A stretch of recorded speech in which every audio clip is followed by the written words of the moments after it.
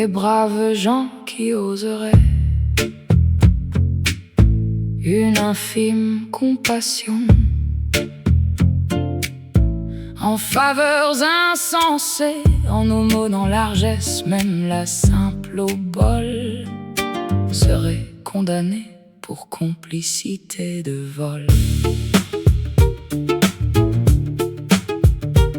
Faisons semblant de croire à la vie éternelle, et c'est ainsi qu'après, nous sommes paisiblement surpris d'apercevoir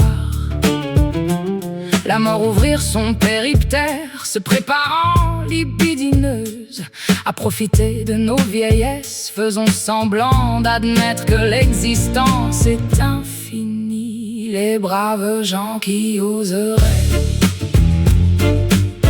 une infime compassion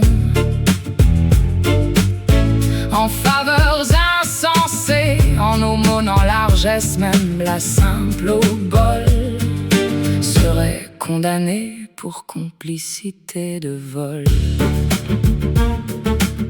Durablement perpétuel, et c'est ainsi qu'ensuite nous savons les favoris, à moitié mourants, nous faufilant rétifs. Nous ne pouvons rêver en train de traverser, petits êtres éphémères au milieu des jeunesses, êtres immortels, les braves gens qui oseraient une infime compassion en faveurs insensées, en aumônant largesse, même la simple obole serait condamnée pour complicité de vol. Les hasards se confondaient à s'éteindre, se perdre, s'éclipser, pour mieux se fondre dans la paresse, ne rien accomplir, ne rien perpétuer, ou d'autres péripéties feraient les âmes temporaires défaire plutôt que bâtir. Il est prévu pourtant que nous édifierions une aimable existence, les braves gens qui oseraient une infime compassion en faveurs insensées, en aumônant largesse, même la simple obole serait condamnée pour complicité de vol.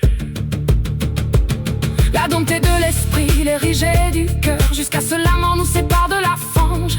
Extractions et débris à ne plus en finir, usinés au moment des plaisirs. Éjections orgasmiques à délier et détruire les instants infâmes, durant lesquels les heures deviennent sans fin et les années fugaces. Les braves gens qui oseraient une infime compassion en faveurs insensées, en aumônant largesse, trépassé d'un rien disparu, de tout éteint à jamais dans l'âme, et revivre infiniment toutes nos périodes de grâce en nos temps, nos espaces. Le monde est ainsi fait que la vie s'y trouve belle, pour ceux qui surfent aux conditions favorables.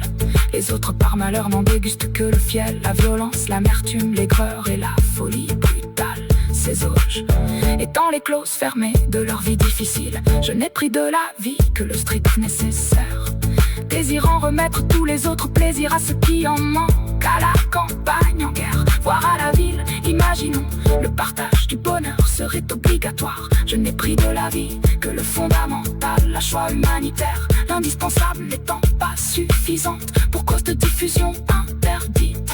Les chanceux égoïstes contre les effets migratoires, s'opposant farouchement au restaurant du cœur, légiférant sur les dons illicites et menaçant des pires horreurs, les braves gens qui oseraient une infime compassion en faveurs insensées, en aumônant largesse, même la simple obole serait condamnée